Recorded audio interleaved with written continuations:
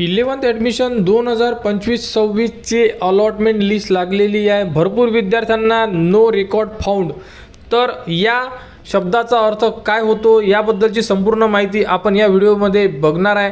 तर बघू शकता ज्या विद्यार्थ्यांना नो रेकॉर्ड फाउंड अशा प्रकारे ऑप्शन येत असेल तर तुम्ही बघू शकता अलॉटमेंट लिस्टला जर तुम्ही क्लिक केलं, इथे जर तुम्ही तुमचा ॲप्लिकेशन नंबर टाकला, ॲप्लिकेशन नंबर टाकून जर आपण सर्च केलं तर इथे तुम्ही अशा प्रकारे ऑप्शन बघू शकता की there are no record to display.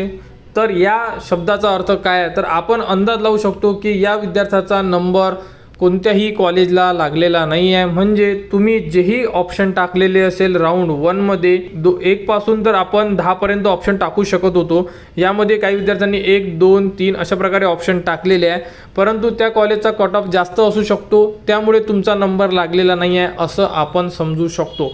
तरी सुद्धा तुम्हाला जर इथे नो रेकॉर्ड फाउंड येत असेल तर तुम्ही काय करा तर साइडवर या, साइडवर आल्यानंतर तुम्ही अलॉटमेंट लिस्टचं जे ऑप्शन दिलेलं आहे इथे तुम्हाला एक ऑप्शन दिलेला आहे ते म्हणजे डाउनलोड अलॉटमेंट लिस्ट। तर डाउनलोड अलॉटमेंट लिस्टला क्लिक करा। त्यानंतर बघू शकता तुमच्यासमोर अशा प्रकारे आर्ट, कॉमर्स, सायन्स 3 PDF उपलब्ध करून दिलेले आहे। तुम्ही यामधून PDFला म्हणजे ज्याही स्ट्रीमसाठी तुम्ही फॉर्म भरलेला असेल, फॉर एक्झाम्पल एखाद्या विद्यार्थ्याने सायन्ससाठी जर फॉर्म भरलेला असेल तर तुम्ही सायन्सची PDF ओपन करा।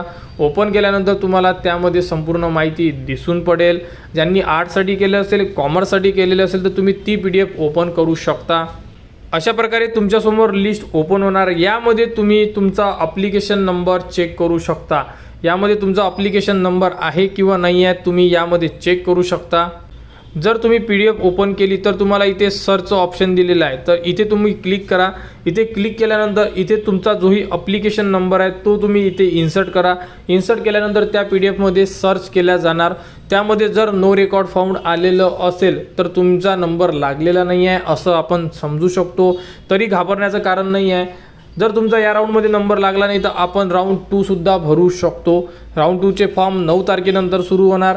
सुरू झाल्यानंतर संपूर्ण माहिती तुम्हाला आपल्या चॅनलवर देण्यात येणार आणि त्यानंतर उद्याला लॉग इनमध्ये सुद्धा तुमचे अलॉटमेंट स्टेटस तुम्हाला उपलब्ध करून देण्यात येणार आहे। त्यामुळे वेट करा, उद्याला होऊ शकते किंवा मंडेला सुद्धा होऊ शकते, कारण की ॲडमिशनची जी प्रोसेस आहे ही 30 तारखेपासून सुरू होणार आहे, 30 तारीख ते 7 तारीख।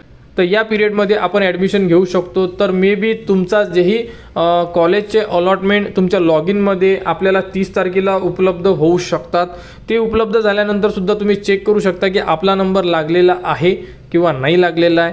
नाही लागला असेल तर घाबरण्याचं कारण नाही आहे। राऊंड 2 फॉर्म तुम्ही भरू शकता। राऊंड 2 बद्दल संपूर्ण अपडेट आपल्या चॅनलवर देण्यात येणार। त्यासाठी आपल्या चॅनलच्या कनेक्टमध्ये राहा, चॅनलला सबस्क्राईब करा व हा व्हिडिओ इतरांपर्यंत शेअर करा।